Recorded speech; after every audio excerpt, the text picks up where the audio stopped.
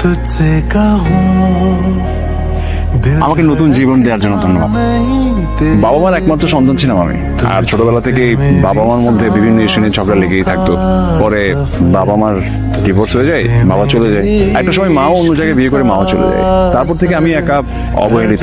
আপনার হাসিটা সুন্দর, এই হাসির জন্য হলেও বেঁচে থাকা যায়, তাই এত তাড়াতাড়ি মরে লাভ নেই। তোমার ব্লাড ক্যান্সার। কি হয়েছে বেলা, বলবা তো? আমার বিয়ে ঠিক হয়ে গেছে। মানে তুমি কি বলছো এসব বেলা? বাবা মা আমার বিয়ে ঠিক করেছে। ছেলে আমেরিকায় থাকে, ছেলের অনেক টাকা পয়সা, বাড়ি গাড়ি। বাবা মা ছেলেকে খুব পছন্দ করেছে। मैं तेरा दिल ना तोड़ूंगा, तुम भी ना ऐसा करना।